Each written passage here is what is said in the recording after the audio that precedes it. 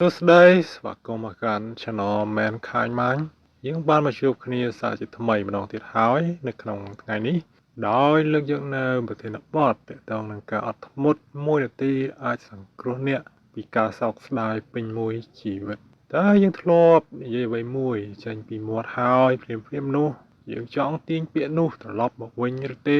តែពាក្យបានចេញទៅហើយវាហោះទៅដល់ត្រចៀកគេហើយអ្នកលែងអាចទាញវាមកវិញបានទៀតគ្រាន់តែ1វិនាទីនៃការខឹងគ្រាន់តែ1វិនាទីនៃការសម្រេចចិត្តលឿនពេកអាចបំផ្លាញអ្វីមួយដែលចំណាយពេលច្រើនឆ្នាំដើម្បីកសាងនេះហើយជាមូលហេតុដែលមានច្បាប់មួយហៅថាច្បាប់1នាទីវាមិនមែនជាល្បិចផ្លូវចិត្តអ្វីស្មុគស្មាញនោះទេវាគ្រាន់តែជាការឈប់មួយផ្លែត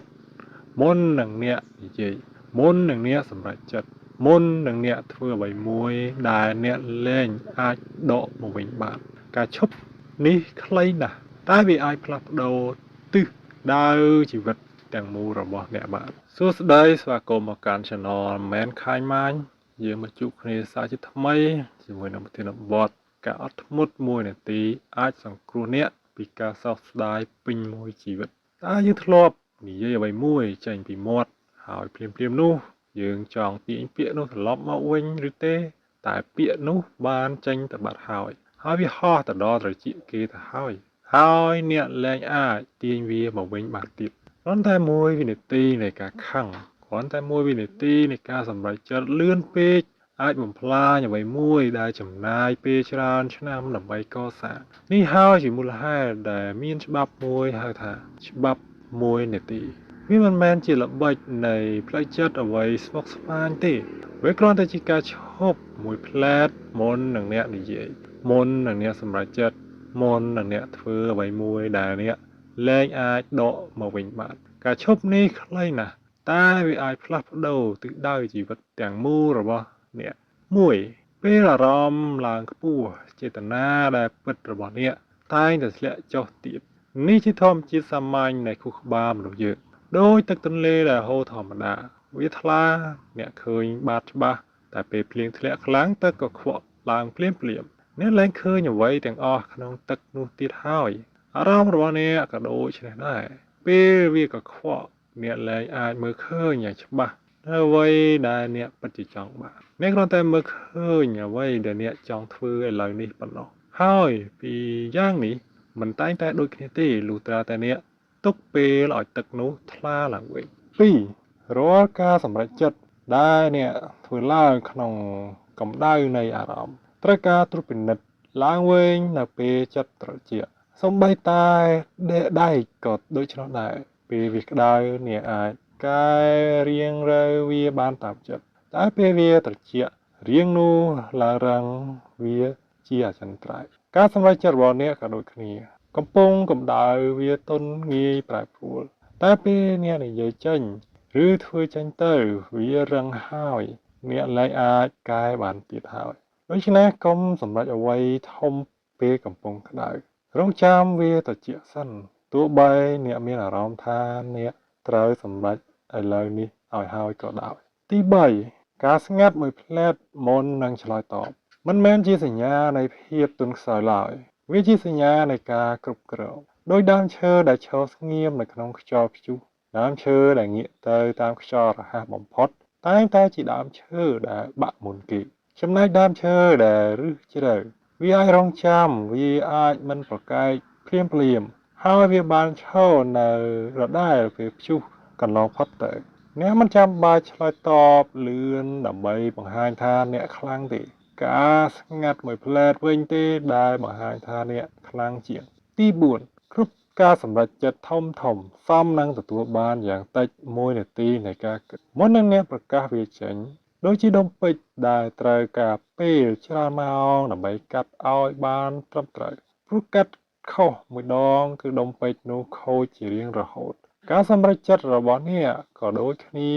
វាមិនចាំបាច់ចំណាយពេលច្រើនម៉ោងទេតែយ៉ាងហោចណាស់ចំណាយពេល1នាទីមុននឹងកាត់ព្រោះកាត់ខុសម្ដងហើយអ្នកលែងអាចផ្គុំវាមកវិញឲ្យដូចដើមបានទៀតហើយទី5ការខឹងគឺជាព័ត៌មាន มันแม่นជាការណែនាំឲ្យធ្វើអ្វីមួយភ្លាមៗតាមនោះឡើយដោយភ្លើងស្តុបក្រហមវាកំពុងប្រាប់អ្នកថាមានអ្វីមួយខុសប្រក្រតីតែវាមិនប្រាប់អ្នកថាត្រូវបើកបរដោយរបៀបណានោះទេពេលអ្នកខឹងនោះសញ្ញាថាមានព្រំដែនមួយត្រូវបានរំលោភបំពានមកលើចិត្តរបស់អ្នកឬតម្រូវការមួយត្រូវបានមិនទាន់បំពេញតែវាមិនមែនជាការណែនាំថាអ្នកត្រូវតែស្រែកត្រូវតែវាយត្រូវតែប្រើអំពើហិង្សាឬត្រូវនិយាយអ្វីដែលអ្នកនឹងសោកស្ដាយនោះទេស្ដាប់ព័ត៌មាននោះតែកុំធ្វើតាមអារម្មណ៍នោះភ្លាមទី6ពាក្យដែលនិយាយចេញទៅហើយមិនអាចដកមកវិញបានទេធ្វើប៉ុន្តែអ្នកសូមទោសប្រមាណដងក៏ដោយដូចជាទឹកកកដែលធ្លាក់ពីលើចូលទៅក្នុងទឹកសមុទ្រអ្នកអាចថតរូបវាមុនពេលធ្លាក់អ្នកអាចចាំវាបានក្នុងចិត្តតែពេលវាធ្លាក់ចូលទៅហើយវានឹងរលាយចូលទៅក្នុងទឹកនោះជារៀងរហូតអ្នកលែងអាចទាញវាចេញមកវិញបានទៀតហើយការសុំទោសអាចជួយបានច្រើនតែវាមិនអាចលុបចោលនៅអ្វីដែលបានឮនោះទេទី7ចម្ងាយពីអារម្មណ៍ទៅដល់សកម្មភាពរបស់អ្នកគួរតែមានច្រកមួយឲ្យអ្នកគិតឡើងវិញដូចជាទ្វារទឹកលើប្រឡាយអ្នកមិនអនុញ្ញាតឲ្យទឹកហូរចេញភ្លាមទេអ្នកបើកទ្វារបន្តិចម្ដងដើម្បីគ្រប់គ្រងល្បឿនអារម្មណ៍អ្នកក៏ដូចគ្នាកុំឲ្យវាហូរត្រង់ទៅជាសកម្មភាពភ្លាមដាក់ច្រកមួយនៅចន្លោះច្រកនោះហើយដែលនឹងសង្គ្រោះអ្នកនៅថ្ងៃណាមួយទី8ការស្ដាប់ដោយមិនឆ្លើយតបភ្លាមជាទម្រង់នៃការគោរពខ្ពស់បំផុតមួយដែលអ្នកអាចផ្ដល់ឲ្យអ្នកដទៃបានដូចជាដីដែលទទួលទឹកភ្លៀងវាមិនច្រានចោលទឹកនោះភ្លាមទេវាស្រោបវាទុកពេលឲ្យទឹកនោះជ្រាបចូលមុននឹងអ្វីមួយដុះឡើងពេលអ្នកស្ដាប់អ្នកដទៃដោយមិនប្រញាប់ឆ្លើយតបនោះអ្នកក៏កំពុងផ្ដល់ឲ្យគេនៅអ្វីដែលកម្រណាស់ក្នុងโลกនេះទី9ការសម្រេចចិត្តដែលធ្វើឡើងក្នុងភាពខ្មាស់អៀនឬការភ័យខ្លាចតែងតែត្រូវការពិនិត្យឡើងវិញនៅពេលក្រោយដូចជាមេឃដែលវាកំពុងតែស្រអាប់អ្នកមិនអាចមើលឃើញផ្កាយច្បាស់នៅពេលមេឃមានពពកស្រអាប់នោះទេត្រូវរងចាំពពកនោះបាត់ទៅទើបផ្កាយបង្ហាញខ្លួនច្បាស់ការភ័យខ្លាចក៏ជាពពកមួយប្រភេទដែលបិទបាំងការគិតដ៏ច្បាស់លាស់របស់អ្នកដែរទី10ភាពស្ងប់ស្ងាត់ក្នុងអារម្មណ៍មិនមែនមកពីអ្នកមិនមានអារម្មណ៍ទេវាមកពីអ្នកមិនប្រញាប់ធ្វើតាមអារម្មណ៍នោះដូចជាបាតសមុទ្រជ្រៅខាងលើអាចមានរលកខ្លាំងខ្យល់ព្យុះកំរាំងតែនៅបាតជ្រៅទឹកនៅដដែលស្ងប់ស្ងាត់អ្នកអាចមានអារម្មណ៍ចលាចលនៅផ្ទៃខាងក្រៅឬខាងលើតែសំខាន់គឺថាតើអ្នកទុកឲ្យបាតជ្រៅរបស់អ្នកស្ងប់ដែរឬទេទី11ការសុំពេលមួយផ្លែតមុននឹងឆ្លើយមិនមែនជាការនិយាយកុហកទេវាជាការស្មោះត្រង់ចំពោះខ្លួនឯងដូចជាចុងភៅដែលរសជាតិម្ហូបមុននឹងដាក់លើចានគាត់មិនប្រញាប់ដាក់ចេញភ្លាមទេគាត់ត្រូវប្រាកដថារសជាតិត្រឹមត្រូវសិនពេលសម្ដីរបស់អ្នកក៏ដូចម្ហូបនោះដែរសូមភ្លក្សរសជាតិមួយផ្លែតមុននឹងបញ្ជូនវាទៅកាន់អ្នកដទៃទី12រាល់ពេលដែលអ្នកមានអារម្មណ៍ថាត្រូវធ្វើអ្វីមួយភ្លាមឥឡូវនេះនោះជាពេលដែលអ្នកគួរឈប់បំផុតដូចជាភ្លើងព្រៃដែលឆាបនៅពេលខ្យល់ខ្លាំងអ្នកមិនអាចប្រយុទ្ធនឹងវាដោយឲ្យខ្យល់បន្ថែមទៅទៀតទេអ្នកត្រូវរង់ចាំខ្យល់នោះស្ងប់សិនភាពប្រញាប់ដែលអ្នកមានអារម្មណ៍ជាញឹកញាប់មិនមែនចាំបាច់ពិតប្រាកដទេវាគ្រាន់តែជាខ្យល់ដែលកំពុងបក់ហើយវានឹងបញ្ចប់ដោយខ្លួនឯងទី13ការនិយាយថាខ្ញុំត្រូវការពេលគិតជាប្រយោគខ្លីមួយដែលអាចសង្គ្រោះទំនាក់ទំនងបានយ៉ាងច្រើនណាស់ដូចជាស្ពានដែលឈរនៅចន្លោះមុខច្រកទឹកជ្រៅស្ពាននេះមិនបានធ្វើឲ្យអ្នកទៅដល់ត្រើយម្ខាងលឿនជាងទេតែវាជាអ្នករៀងអ្នកពីការធ្លាក់ចូលទៅក្នុងទឹកជ្រៅនោះការសុំពេលគិតគឺជាស្ពាននោះហើយទី14ចង្កូមដែលអ្នកនិយាយក្នុងអារម្មណ៍ខឹងតែងតែធ្ងន់ជាងចង្កូមដែលអ្នកគិតថានិយាយដូចជាដុំថ្មដែលបោះទៅក្នុងអណ្ដូង ភ្លាមវាមើលទៅតូចតែសំឡេងថ្កោនោះទៅតែបន្តឮឆ្លងទៅឆ្លងមកយូរជាងអ្នកគិតទៅទៀតវាខឹងក៏ដូចគ្នាវានិយាយចេញភ្លាមមួយវិនាទីតែសំឡេងវានៅតែបន្តឮក្នុងចិត្តអ្នកឮជាច្រើនឆ្នាំបន្ទាប់ទី15ការឈប់ដើម្បីស្រូបដង្ហើមមួយផ្លែតអាចផ្លាស់ប្ដូរទិសដៅនៃការសន្ទនាទាំងមូលដូចជាកប៉ាល់តែមុនចេញឆ្ងាយត្រូវកែទិសបន្តិចនៅច្រកចេញការកែទិសតូចមួយនៅដើមផ្លូវធ្វើឲ្យកប៉ាល់នោះទៅដល់កំពង់ផែខុសគ្នាទាំងស្រុងនៃចុងផ្លូវដង្ហើមមួយផ្លែតរបស់អ្នកក៏ដូចការកែទិសនោះដែរទី16អារម្មណ៍ខ្លាំងគឺជាព្យុះមួយប្រភេទវាមកលឿនវាចាក់ចេញលឿនតែពេលវានៅវាបំបាំងអ្វីៗគ្រប់យ៉ាងដូចជាព្យុះក្តៅនៅរដូវក្តៅវាមកភ្លាមមេឃងឹតភ្លាមតែក្រោយមកមួយផ្លែតថ្ងៃរះឡើងវិញដូចមិនមានអ្វីកើតឡើងបញ្ហាគឺថារវាងព្យុះនោះអ្នកអាចធ្វើអ្វីមួយដែលបំផ្លាញអ្វីមួយពិតប្រាកដក្នុងជីវិតអ្នកដូច្នេះរងចាំព្យុះនោះកន្លងផុតជាមុនសិនទី17ការនិយាយថាខ្ញុំ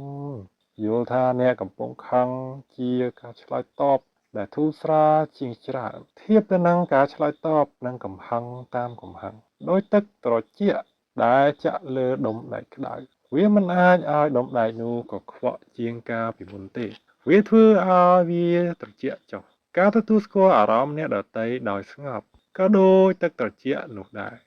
18ការធ្វើអ្វីមួយភ្លាមព្រោះខឹងជាទូទៅតែងតែធ្វើឲ្យអ្នកនិយាយឬធ្វើអ្វីមួយ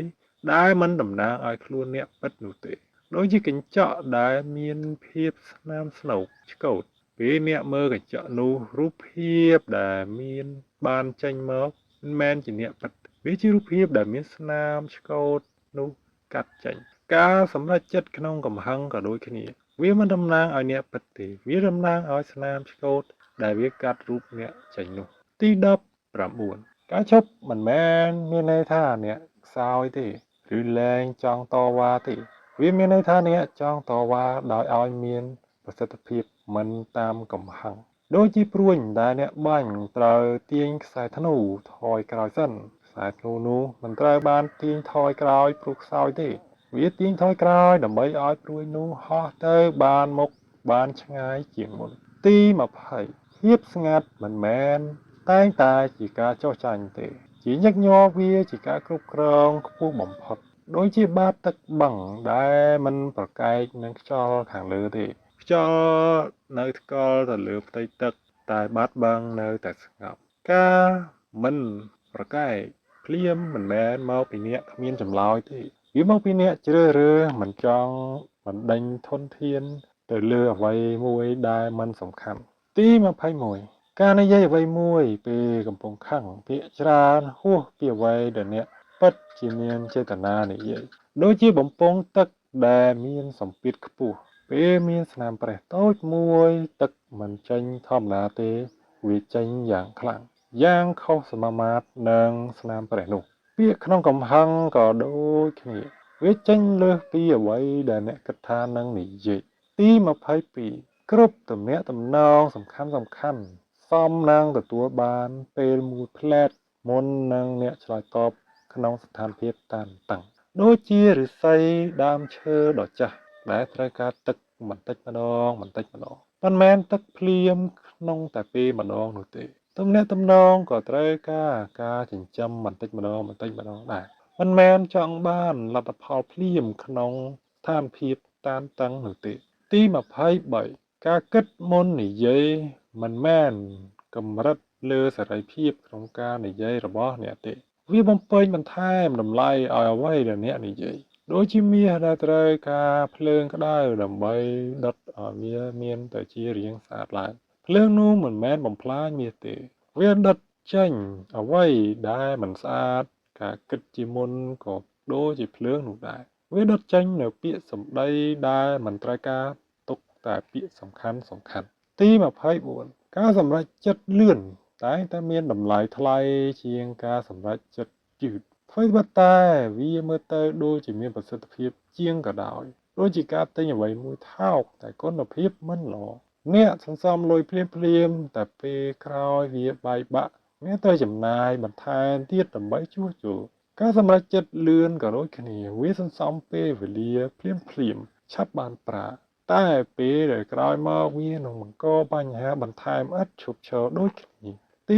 25គ្មានអ្វីមួយដែលបាត់បង់ដោយសារតែអ្នករងចាំមួយនាទីមុននឹងឆ្លើយតបទេដូចជាការស្ដាប់ភ្លេងមួយបទការឈប់មួយផ្លែតរវាងសំឡេងមិនមែនជាការបាត់បង់ភ្លេងនោះទេវាជាផ្នែកមួយនៃភ្លេងនោះដែលធ្វើឲ្យសំឡេងចម្រៀងដែលអ្នកស្ដាប់បន្ទាប់មានអត្ថន័យពីរោះជាងទី26រាល់ការសម្រេចចិត្តដែលធ្វើឡើងភ្លាមៗក្នុងអារម្មណ៍ក្តៅរាំងឬតែងតែផ្ដល់អារម្មណ៍ថាត្រឹមត្រូវនៅពេលនោះហើយជាចំណុចគ្រោះថ្នាក់បំផុតដូចជាភ្លើងចង្កៀងដែលភ្លឺនៅពេលយប់ធ្វើឲ្យអ្នកមើលឃើញច្បាស់ក្នុងចម្ងាយខ្លីហើយអ្នកគិតថាវាច្បាស់ហើយដែលអ្នកខឹងដែលអ្នកមានអារម្មណ៍ឈឺចាប់អ្វីមួយបញ្ជាកំហឹងតែវាបំបាំងផ្កាយនៅលើមេឃទាំងអស់ការសម្រេចចិត្តលឿនក៏ដូចគ្នាវាធ្វើឲ្យអ្នកមើលឃើញច្បាស់ក្នុងចម្ងាយខ្លីតែវាបំបាំងផលវិបាកនៃចម្ងាយរយៈពេលឆ្ងាយទី27ការសុំទោសក្រោយពេលធ្វើអ្វីមួយក្នុងកំហឹង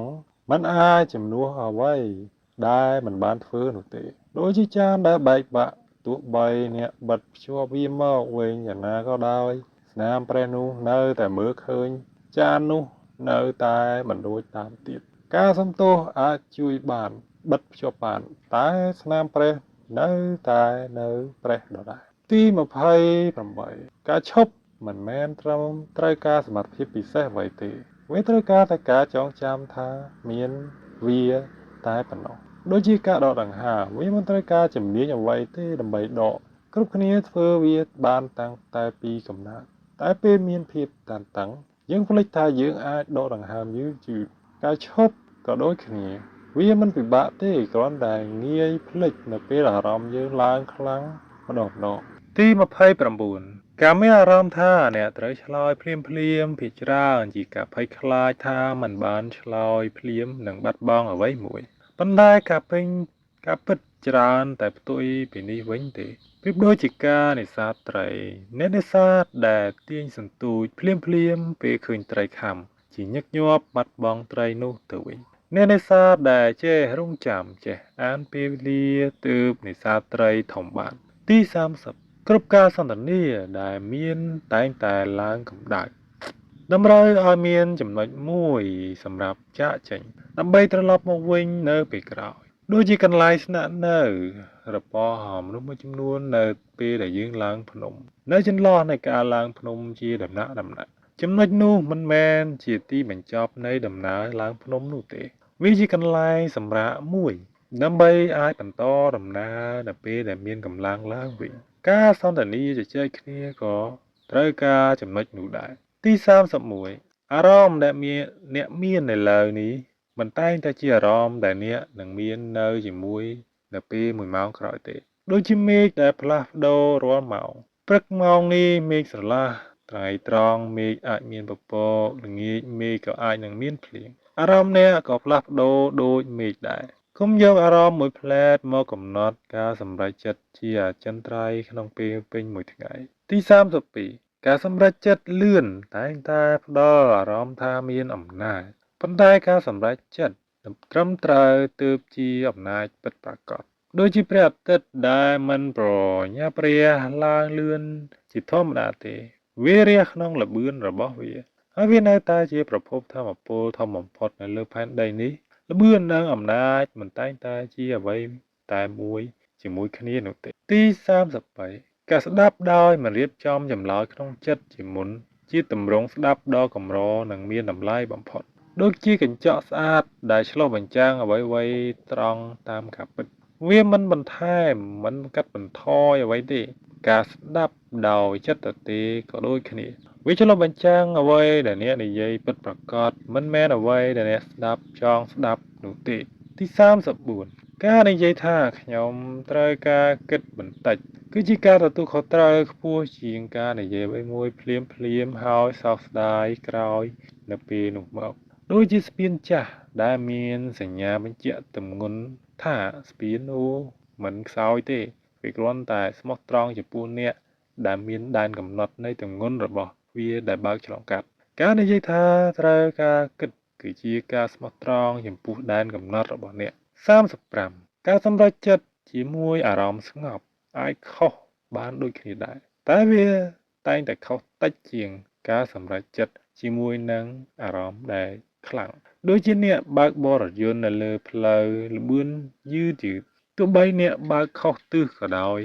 ការខូចខាតតិចជាងអ្នកបើកលើផ្លូវល្បឿនលឿនការសម្រេចចិត្តលឿននិងខ្លាំងក៏ដូចគ្នាកំហុសនោះនឹងធំជាង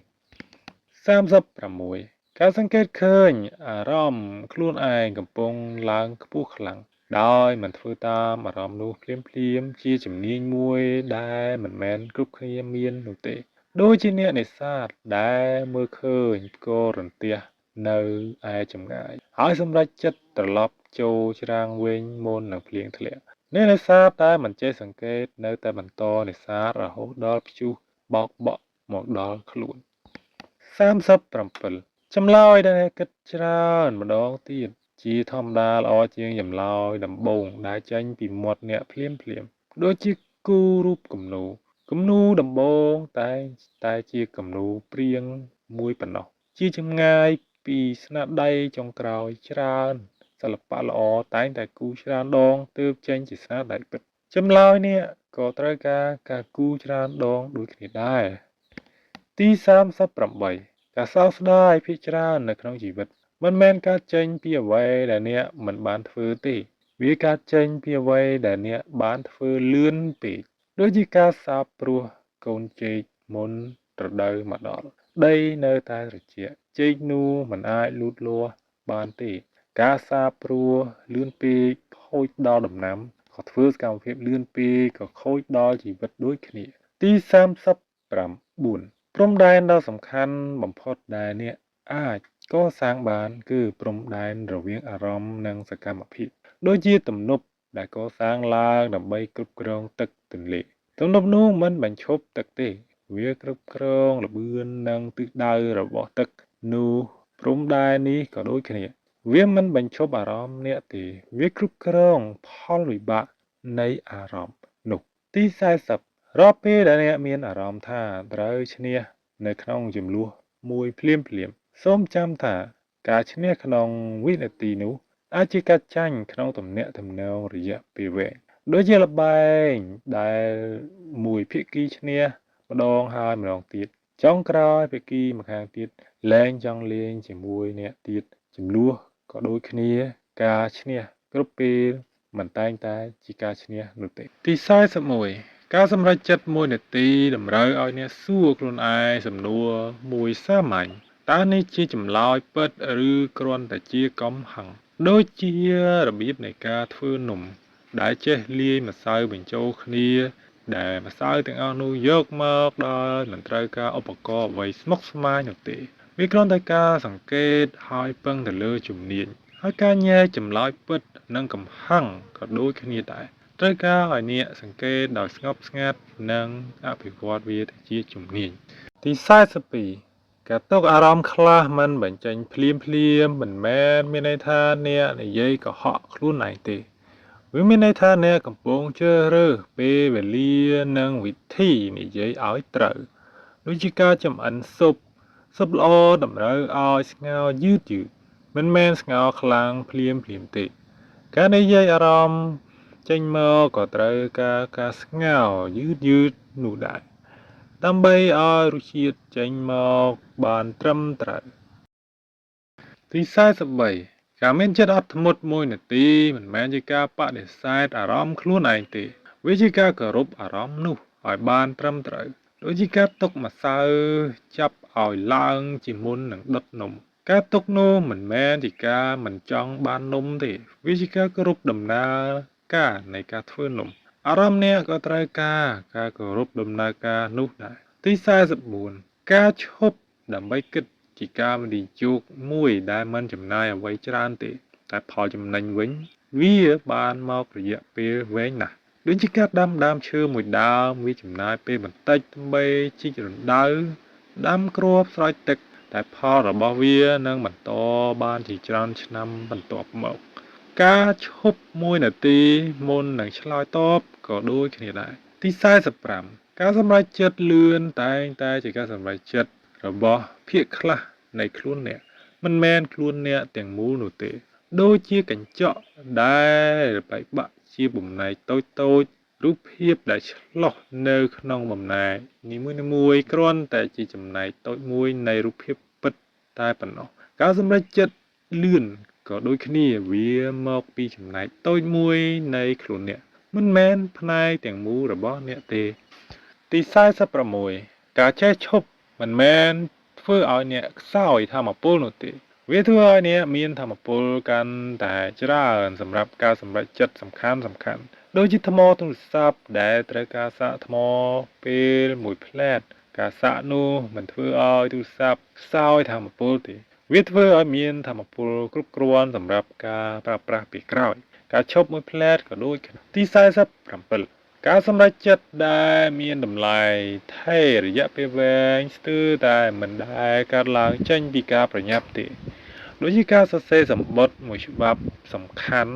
សម្បត្តិនោះមិនត្រូវសរសេរតែម្ដងហើយបញ្ជូនភ្លាមទេត្រូវអានឡើងវិញកែសម្រួលត្រូវការពេលវេលាការសម្រេចចិត្តសំខាន់ក៏ត្រូវការពេលនោះដែរទី48ការសង្កេតឃើញនៅអារម្មណ៍ដែលកំពុងកើតឡើងក្នុងខ្លួនដោយមិនចាំបាច់ធ្វើអ្វីជាមួយវាភ្លាមជាជំនាញដ៏មានតម្លៃមួយសម្រាប់ជីវិត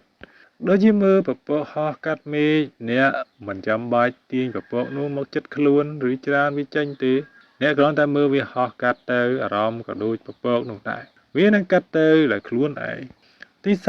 49ការសម្រេចចិត្តភ្លាមច្រើនតែផ្អែកទៅលើភាពខ្លាចខាត់បងចំណែកការសម្រេចចិត្តដែលគិតច្រើនតែផ្អែកទៅលើតម្លៃពិតដូចជាការទិញអ្វីមួយក្នុងកម្មវិធីលក់បន្ថយបញ្ចុះតម្លៃការភ័យខ្លាចថាបាត់ឱកាសជាញឹកញាប់ធ្វើឲ្យអ្នកទិញអ្វីដែលអ្នកមិនត្រូវការសម្រេចចិត្តក្នុងជីវិតក៏ដូចគ្នាភាពខ្លាចខាតបង់ជាមួយនឹងម្ចាស់ការណែនាំមិនល្អនោះទេដែលធ្វើឲ្យយើង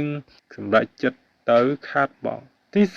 50ការឈប់មិនមែនតែងតែមានន័យថាអ្នកមិនប្រកែកទេវាមានន័យថាអ្នកជ្រើសរើសពេលវេលានិងវិធីប្រកែកឲ្យបានត្រឹមត្រូវជាងដូចជាទាហានដែលចេះជ្រើសរើសសមរភូមិទាហានពូកែមិនប្រយុទ្ធគ្រប់សមរភូមិទេគាត់ជ្រើសរើសសមរភូមិណាដែលសំខាន់ការឈប់ក៏ជាការជ្រើសរើសសមរភូមិនោះដែរទី51រាល់ភាពសោកស្ដាយធំក្នុងជីវិតជាទូទៅតែងតែមានឫសចេញពីវិនាទីតូចមួយដែលអ្នកមិនបានឈប់ដូចជាដើមឈើដ៏ធំមួយដែលចាប់ផ្ដើមចេញពីគ្រាប់តូចមួយភាពសោកស្ដាយធំក៏ចាប់ផ្ដើមចេញពីវិនាទីតូចមួយដែរវិនាទីនោះហើយដែលអ្នកគួរតែយកចិត្តទុកដាក់បំផុត52ការឲ្យខ្លួនឯង1នាទីមុននឹងឆ្លើយតបមិនមែនជាការចំណាយពេលនោះទេវាជាការសន្សំពេលវេលានៃការសោកស្ដាយនាពេលអនាគត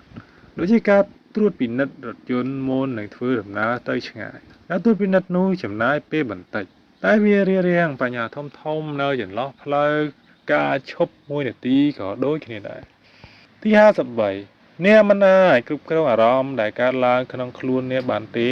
តែអ្នកអាចគ្រប់គ្រងអ្វីដែលអ្នកធ្វើបន្ទាប់ពីអារម្មណ៍នោះកើតឡើងបានដូចជាអ្នកមិនអាចគ្រប់គ្រងភ្លៀងធ្លាក់បានទេតែអ្នកអាចជ្រើសរើសយកឆាត់ឬមិនយកឆាត់ការឆ្លើយតបចំពោះអារម្មណ៍ក៏ជាឆាត់នោះដែរទី54រាល់ការសម្រេចចិត្តដែលអ្នកនឹងសោកស្ដាយនាថ្ងៃអនាគតជាទូទៅតែងតែជាការសម្រេចចិត្តដែលធ្វើឡើងក្នុងរយៈពេលតិចជាង1នាទីដូចជាការចុះហត្ថលេខាលើឯកសារប្លង់ដីសំខាន់អ្វីមួយដោយមិនអានឲ្យបានច្បាស់ការចុះហត្ថលេខានោះចំណាយពេលតែ2-3វិនាទីដើម្បីគូសវាតែផលវិបាកអាចនៅជាមួយអ្នកជាច្រើនឆ្នាំទី55ជាទីបញ្ចប់ការអត់ធ្មត់1នាទីមិនមែនជាការធានាថាអ្នកនឹងធ្វើអ្វីត្រឹមត្រូវជានិច្ចនោះទេវាជាការធានាថាអ្នកនឹងធ្វើអ្វីមួយដោយដឹងខ្លួនមិនមែនធ្វើមួយដោយអារម្មណ៍គ្រប់គ្រងនោះទេដូចជាទូកតូចមួយកណ្ដាលសមុទ្រទូកនោះមិនអាចគ្រប់ ក្រងរលកបានទេតែនេះបើកទុកអាចជ្រើសរើសរបៀបទប់រលកនោះបានជីវិតនេះក៏ដូចទុកនោះដែរវិនាទីមួយអាចជាភាពខុសគ្នារវាងទុកលេខនិងទុកទៅដល់ត្រើយយើងបានបញ្ចប់នៅអត្ថបទនេះហើយចំនួន55ចំណុចហើយស្ដាប់ជាច្រើនដងហើយម្ដងទៀតយើងនឹងទទួលបាននៅចំណុចដែលអាចយកទៅអនុវត្តផ្នែកណាមួយដែលត្រូវនឹងជីវិតរបស់យើងការដែលយើងអត់ធ្មត់1នាទីវាពិតជាសំខាន់ហើយ1នាទីនឹងនោះគឺអាចឲ្យយើងនៅផលរយៈពេលវែងទៅថ្ងៃមុខអរគុណសម្រាប់ការតាមដានស្ដាប់ហើយខុសឆ្គងវាពេចខ្លះក៏សូមអភ័យទោសដែរយើងជួបគ្នានៅវីដេអូបន្ទាប់ជួយ share like និង subscribe ឲ្យបានច្រើនផងអរគុណជម្រាបលា